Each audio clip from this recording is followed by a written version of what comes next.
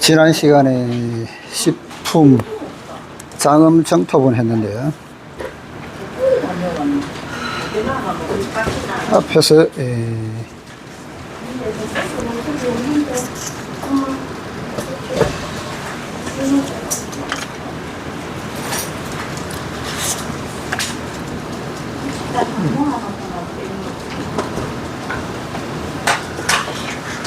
장엄한 정토는 우리 마음 속에 있다고 이야기했죠.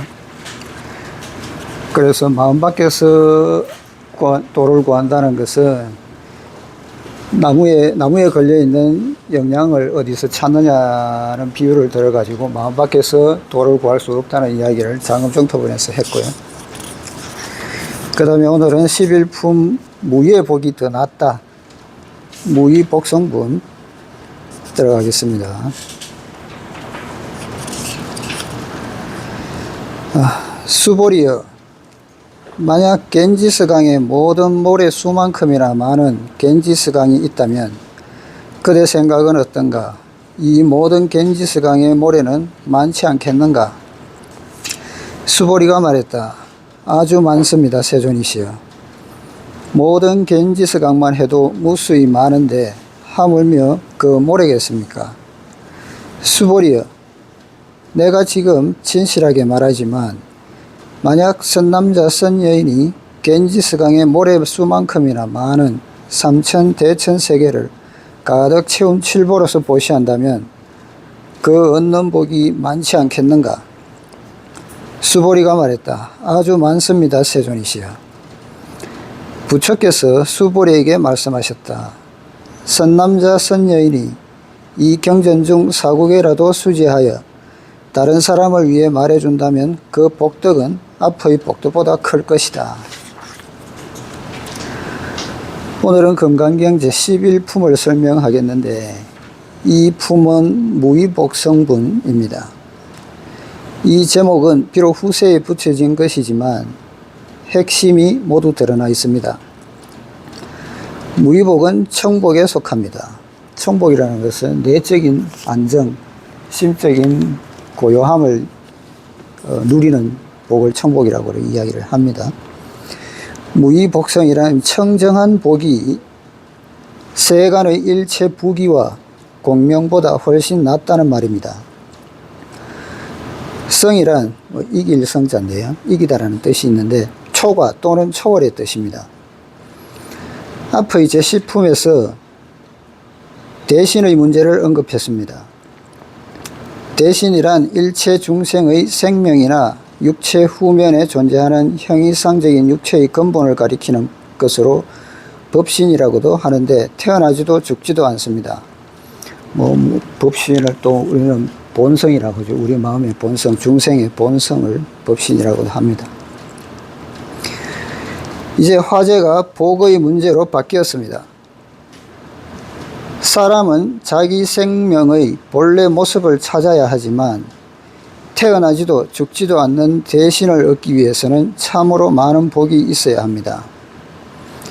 이 복은 무의의 복으로 제11품에서는 바로 이 문제를 토론하고 있습니다.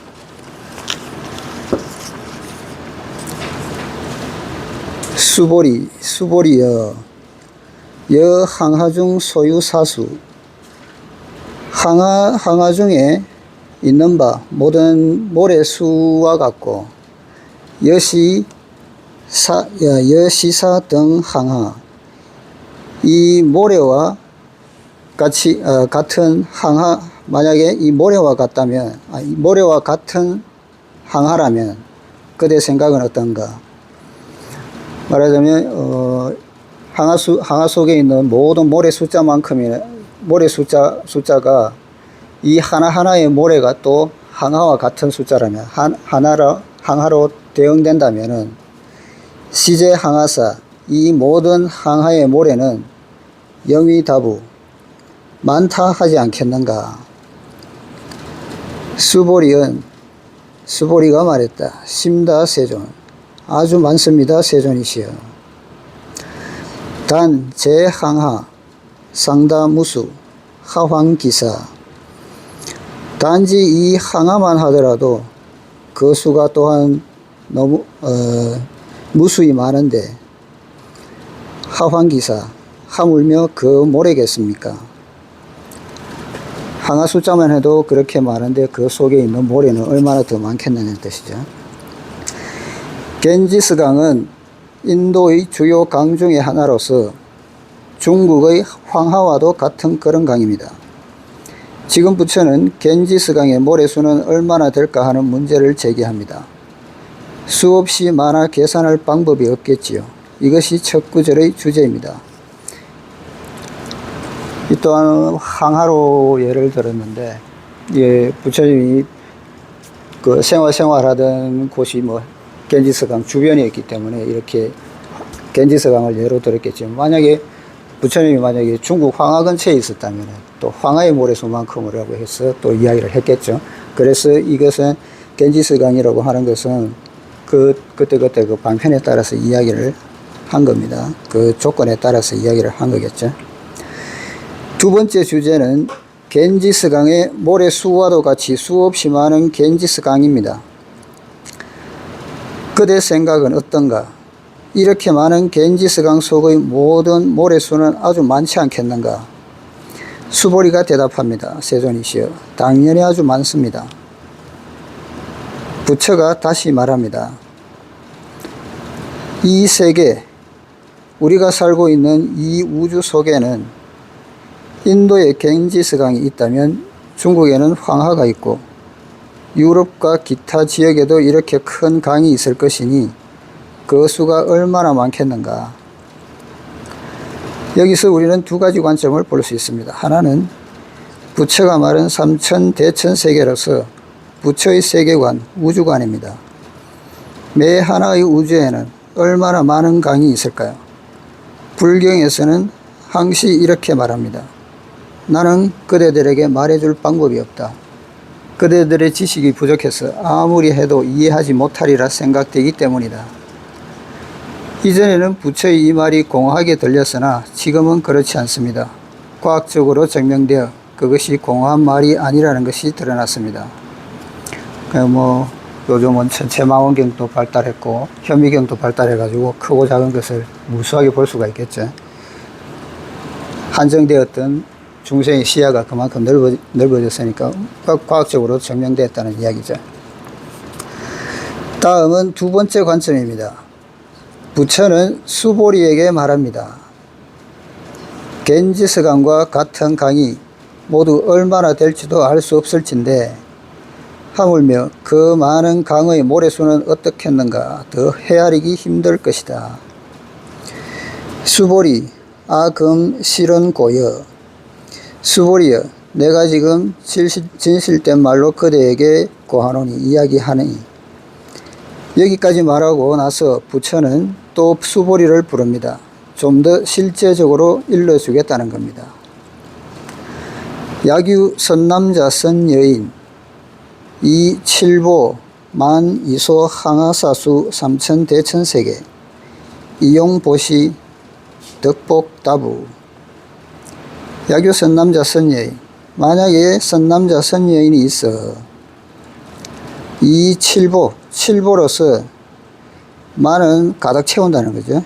이소, 이곳 항하사수만큼이나 많은 삼천대천세계, 항하사수의 삼천대천세계를 가득 채움으로써 이용보시, 이를 이용하여 보시하면 얻는 복덕은 많지 않겠는가.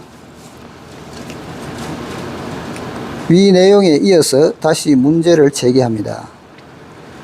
내가 이제 좀 더 구체적으로 말해 주겠는데, 가령 지금 세상에 남녀를 불문하고 인간 사회에서 가장 귀중한 칠보로서 겐지스강의 모래수만큼이나 많은 삼천대천세계를 가득 채울 그런 칠보로서 남김없이 보시하여 중생을 구제한다면 그대 생각에는 그가 얻는 복이 많겠는가 많지 않겠는가?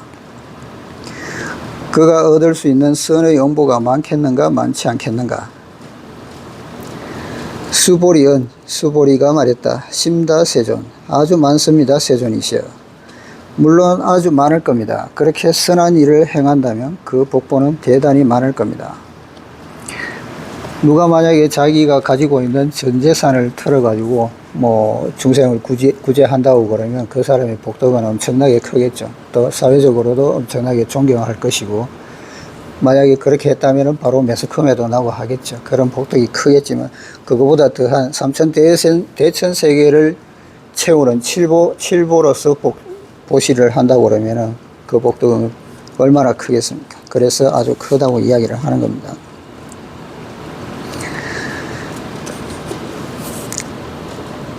불고 수보리, 부처께서 수보리에게 말씀하셨다. 약 선남자 선여인, 만약 선남자 선여인이 어차경중, 이 경 중에서 내지 수지 사구계 등, 곧 사구계 등을 수지함에 이르러서, 여기서 사구계 등이라고 했는데 사구계가 하나만 있는 게 아니고 아주 많겠죠. 이 경 속에 사구계가 엄청 많으니까, 그래서 사구계가 등으로 해가지고 복수를 나타낼 수 있는 거죠. 사구계 등을 수지함에 이르러서 위타인설 다른 사람을 위하여 설한다면은 2차 복덕, 그러면은 이 복덕은 성전 복덕, 앞에 복덕, 즉 칠보로 삼천대천세계를 가득 채우는 그런 칠보로서 보시하는 그런 복덕보다도 초월한다, 수성하다, 더 크다.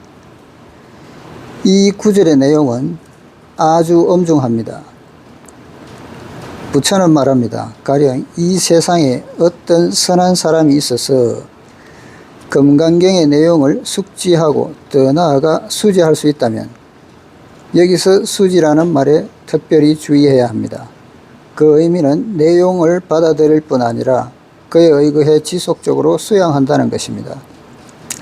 그의 숫자가 받을 숫자고, 받아서 지자가 뭐 가지다는 뜻도 있고 지속한다는 뜻도 있습니다. 그래서 가지고 진이 돼 지속적으로 수양하는 것, 그것이 수지라는 거죠.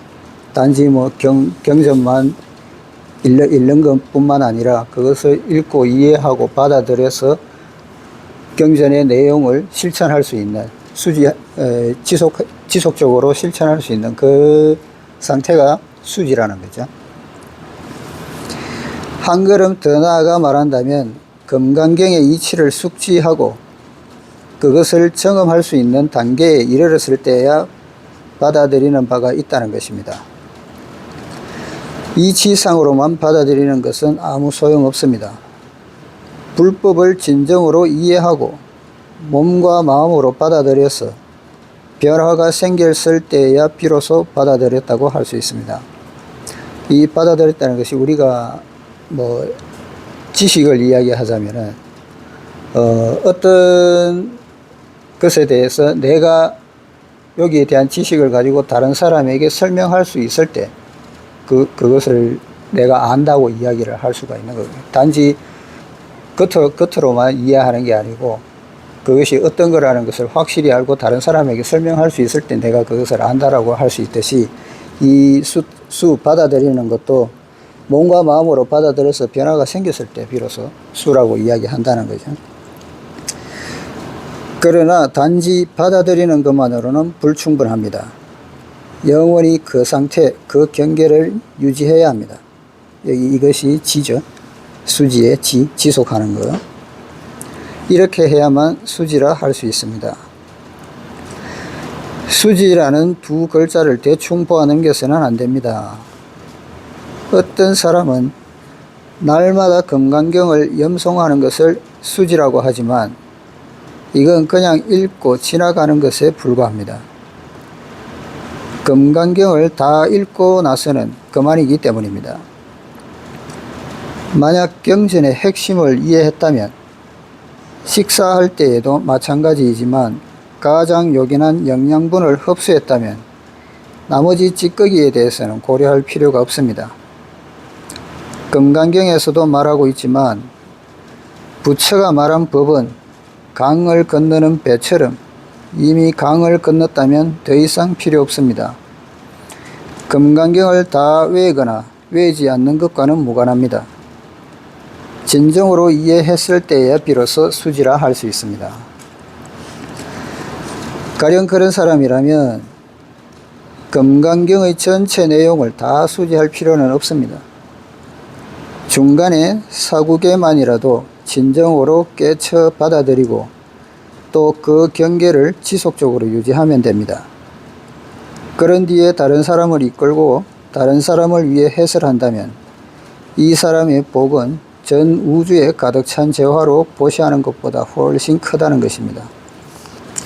여기서 사구계라고 이야기했는데, 사구계는 경제 중에 내구로 된 내구로 된 구절이 엄청 많이 있죠. 보통 예를 들자면은 일체유의법은 모두 꿈과 같고 물거품 같고 그림자 같고 이슬 같고 번개 같아서 응작 여시관 이렇게 관해야 한다.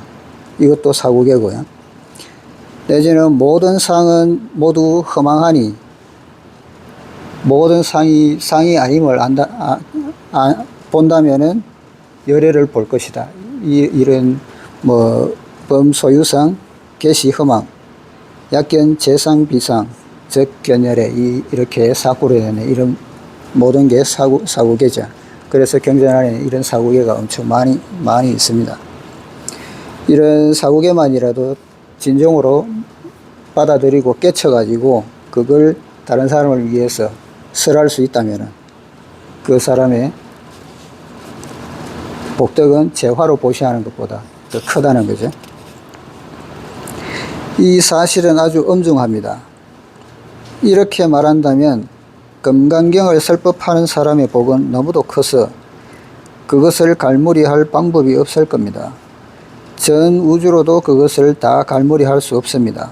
이 복은 무위의 복이자 청정한 복으로서 바로 세간에서 말하는 혼복입니다.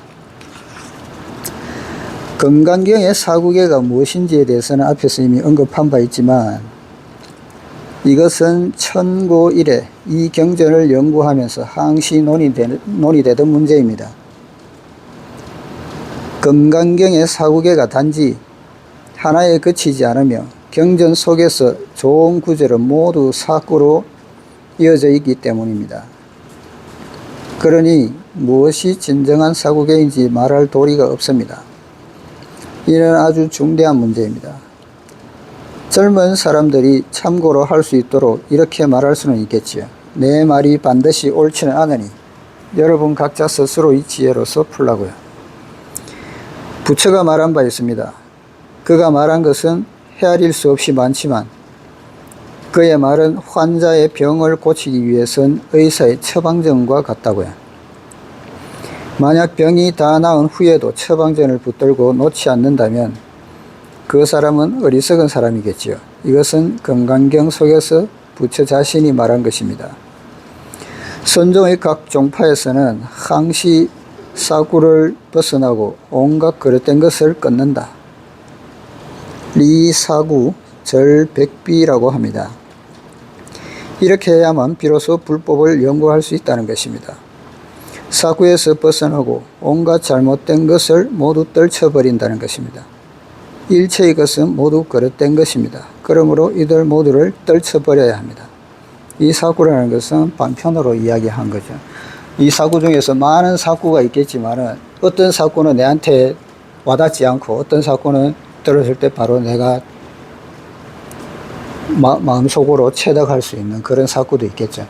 이 말은 내한테 안 맞는데 이 말은 바로 마음에 꽂히는 그런 개성이 있을 수도 있는 거고요. 그래서 이것은 모두 반편에 불과하기 때문에 그 사구를 떠나야 된다는 이야기하는 거죠. 딱 나에 맞는 게 자기의 건기에 따라서 다 다르게 들릴 수 있기 때문에 이게 바로 무소주죠. 머무르지 않는 게 응무소주.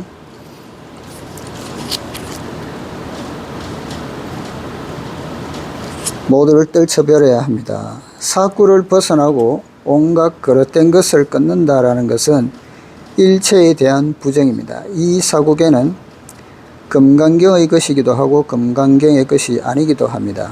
바로 공, 유, 역공, 역유, 공이면서 유이기도 하고 비공, 비유, 공이 아니면서 유도 아닌 것, 이것이 사구입니다. 세상의 모든 사정과 이치는 상대적입니다. 정이 있으면 반이 있고 부정불반이 있으면 적정적반도 있습니다. 이런 점에서 볼 때 사구를 벗어나고 온갖 그릇된 것을 끊어야만 비로소 진정으로 금강경의 핵심을 수지하는 것이라 할 수 있습니다. 사국의 핵심도 바로 이것입니다. 이 품은 무위의 복이 중요함을 설명하고 있습니다. 불법을 배우고 닦은 결과가 바로 무위의 열매라는 것입니다. 무위는 한문 번역으로서 산스크리트어로는 열반이라 하는데 열반이란 곧 무위의 뜻입니다. 무위의 도가 바로 최상승의 성취입니다. 무위라고 하는데 무위면은 함이 없다는 건데요. 단지 뭐를 하지 마라 이런 것이 아니고 의도 없이, 그러니까 의도가 곧 집착이겠죠. 의도 없이 저절로 되는 것, 그것을 무위라고 하는데 도가에서는 무위자연이라고 그래가지고 함이 없이 자연 스스로 그러하다. 우리가 말하는 보통 자연이라는 것, 스스로 그러한 거죠. 어떤 목적을 두고서 이루어지는 게 아니라는 거죠. 저쪽에 풀 한 포기가 있는데 나는 반드시 이쪽에 씨를 날려가지고 여기서 꽃을 피울 거야. 그래가지고 풀이 난다는 게 아니죠. 그냥 자연스럽게 어떤 이전에 바람이 불어서 그 자리에 날렸고 거기에 수분이 있고 해가지고 자연스럽게 그냥 그렇게 그 조건에 맞춰서 꽃을 피우는 거예요. 그 자리에서 꽃을 피우듯이 그것을 무위라고 하는 거죠. 다른 의도가 없는 것, 목적이 없는 것. 목적이 없으면서 행해지는 것, 그것을 무위라고 이야기를 하는 겁니다. 자연스럽게 이루어지는 거죠. 이렇게 본다면 여러분이 타자에서 공부하는 것도 어찌 무위가 아니겠습니까? 그러나 그렇지 않습니다. 여기서 위에서 어찌 무위가 아니겠습니까? 해놓고는 또 그렇지가 않다고 이야기하죠. 타자 해가지고 우리가 보통 가만히 앉아 있으면 아무것도 하는 게 없지 않습니까? 겉으로 보기에는. 그러니까 무위라고 하지 않느냐 하는데, 그렇지만 그렇지 않다는 거죠. 그것은 지극히 유의적인 것입니다. 타자하여 공부를 하면서도 마음 속 깊이 공부가 사라져 버릴까봐 두려워합니다. 경계가 도망가 버릴까봐 깊이 두려워합니다. 우연히 조그만 청정심이라도 나타나면 그것을 칠보보다 더 소중히 붙들어 두려고 합니다. 청정심이 달아날까 두려운 것입니다. 이것이 머무는 바가 있는 겁니다. 유소주죠. 그래서 유의적인 것이라고 이야기를 하는 거고요. 요런 집착이 있기 때문에 어떤 사람은 타자시 두 눈을 지면에 고정시켜 응시하기도 합니다. 제가 젊었을 때 그 사람에게 이렇게 물어봤던 적이 있습니다. 당신 뭐 잃어버린 게 있느냐고요. 그랬더니 그 사람은 아무것도 잃어버린 게 없다고 했습니다. 그래서 이렇게 말했습니다. 그렇다면 왜 그리 뭔가 잃어버린 사람처럼 바닥만 쳐다보고 있느냐고요. 이렇듯 많은 사람들이 타자를 하고 공부하지만 모두 유의 중에 있으며 무위에 도달하지는 못하고 있음을 알 수 있습니다. 진정으로 무위에 도달할 수 있다면 그것이 바로 도를 이룬 경계입니다. 그렇다면 어떻게 해야 도를 이룰 수 있을까요? 선행을 닦고 복덕을 성취하면 자연 도를 이룰 수 있습니다. 불법을 배우는 데에는 두 가지가 중요합니다. 하나는 지혜의 자량이요, 다른 하나는 복덕의 자량입니다. 자량이라고 하는 것은 보통 사전적 의미로 수행의 근본이 되는 성근이나 공덕을 자량이라고 하는데요. 그 수도하는 조건이나 소재, 자질 이런 것이 자량이 되겠죠. 예를 들어 지금 우리가 금강경을 연구하는 것이나 기타 모든 불경을 연구하는 것은 모두 지혜를 찾기 위해서입니다. 바로 지혜의 자량을 갖추기 위한 것입니다. 일체의 악을 행하지 않고 무선을 받들어 행하는 것, 재앙막작 중선봉행은 복덕의 자량을 위한 것입니다. 지혜가 부족하면 도를 이룰 수 없고, 비록 지혜가 있더라도 복덕이 부족하면 역시 도를 이룰 수 없습니다. 우리 생활에서 비유를 들자면은, 가시집은 새색시가 이제 밥을 지어야 되는데, 시집 오기 전에 이제 밥을 어떻게 짓는지 배웠어요. 배워가지고 밥을 짓는데, 요즘은 뭐 전기밥솥도 있고 가스레인지도 있고 하니까 그렇게 밥을 짓는데, 물을 어떻게 맞추고 쌀을 어떻게 씻고 쌀을 어떻게 안치고 하는 것까지 다 배웠어요. 그것은 지혜겠죠. 밥을 짓는 지혜. 그런데 이제 전기밥솥에 이제 쌀을 안쳐가지고 밥을 하는데, 갑자기 그날따라 정전이 돼버리거나, 아니면은 밥을 짓기도 전에 단수가 돼가지고 물이 없거나 이러면은 밥을 지을 수가 없겠죠. 그러니까 내가 가진 지혜는 있는데 조건이 따라주지 않는 거죠. 그 복덕이 없기 때문에 밥을 지을 수가 없는 거죠. 근데 반대로 아무것도 못 배워가지고 밥을 어떻게 짓는지도 모르는데, 쌀하고 물하고 전기하고 다 있다 해가지고 내가 밥을 지을 수는 없지 않습니까? 어떻게 짓는지도 모르는데 밥을 어떻게 하겠어요? 그래서 복덕은 있어도 지혜가 없으면은 또 도를 행할 수 없다는 것이죠. 비근한 예로 그렇게 이야기할 수 있겠는데, 그래서 밥을 지으려면은 밥을 지을 수 있는 기술도 있어야 될 것이고, 밥을 지을 수 있는 조건도 맞아야 밥을 지을 수가 있다는 거죠. 제대로 된 밥을 지을 수가 있다는 거죠. 그 제대로 되지 않은 지혜 같으면은 밥을 지을 수도 없을 뿐더러 지으면은 타거나 아니면은 죽밥이 되거나 그럴 수도 있다는 거죠. 그래서 그런 지혜하고 복덕의 자량이 있어야 도를 깨칠 수 있다 이야기하는 겁니다. 이렇듯 결함이 많은 세상에서는 어떤 사람의 인생도 원만하지 못합니다. 가령 원만히 살아가는 사람이 있더라도 그는 일찍 죽어버리고 말 겁니다. 부처가 사바세계라 칭한 이 세상은 결함의 세계입니다. 이렇게 본다면 약간의 결함이 있어야만 좋다고 할 수 있습니다. 정국본 역시 이 이치를 잘 알고 있습니다. 그는 만년에 이르러 자기의 서방 즉 서재를 구결제라 했습니다.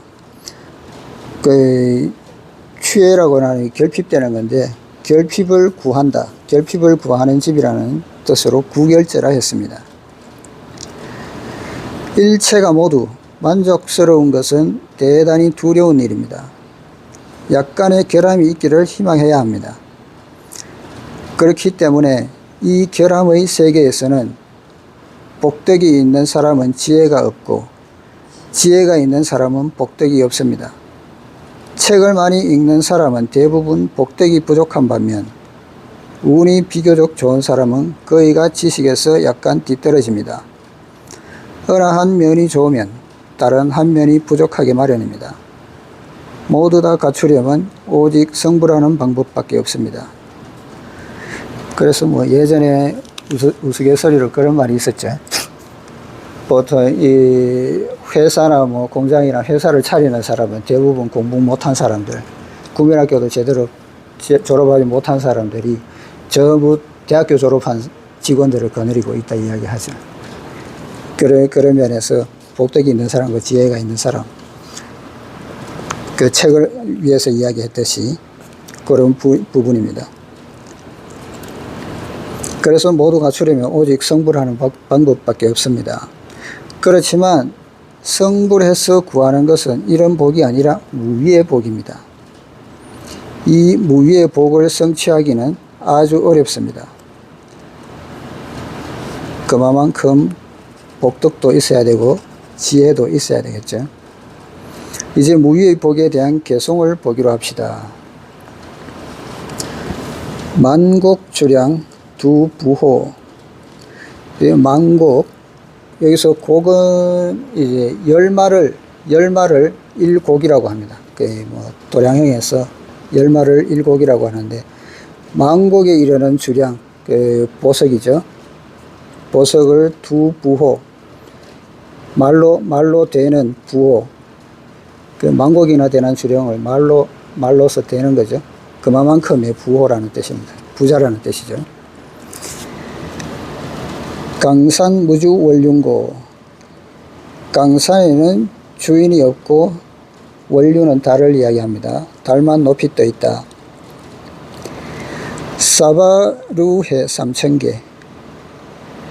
사바 세계의 눈물바다는 3000 대천 세계에 펼쳐져 있으니 정입공황 안천모.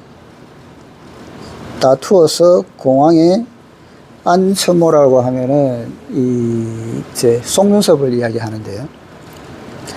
붙여 보면 이 사바세계를 내려다보기 위해서 살짝 반쯤 눈을 감고 있는 그런 모습을 많이 보이는데, 그래서 여기서 안천모라고 하면은 이제 그 눈으로 들어간다는 뜻으로 보시면 될 것 같습니다. 그래서 다투어서 공황의 눈으로 들어간다. 여기서는 깜빡거림으로 들어간다 했는데요. 눈을 반쯤 감고 있는 겁니다. 이것이 이 품에 대한 저의 결론입니다. 개송의 의미는 이렇습니다. 고대에 돈 많은 사람들은 보석을 말로 재는 그런 부호였습니다. 예를 들어 위진시대의 유명한 대부호 석숭은 집안에 재산이 얼마나 되는지는 몰랐습니다. 다이아몬드와 진주를 모두 말로 재어 셈했습니다. 돈 많은 사람들은 다른 사람과 재산을 비교할 때 말을 즐겨 사용했습니다. 바로 만곡의 보석을 가진 대부호입니다. 보통 사람의 눈으로 볼 때 이처럼 재산이 많으니 이런 사람의 복은 대단하리라 생각할 겁니다. 그렇지만 이보다 훨씬 더 대단한 사람이 있습니다. 바로 황제입니다. 만약 황제가 화라도 내어 일거의 재산을 몰수해버리면 그는 알거지가 되고 맙니다.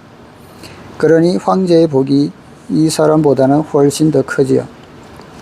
이런 재산은 전부 유의로 보는, 유의법의 재산이기 때문에, 유의법이 뭐냐면은 생멸이 있다는 거죠.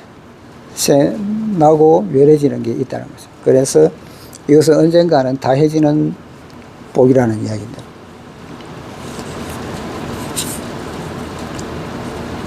강산엔 주인 없고 달만 높이 떴으라. 강산무주 원륜고.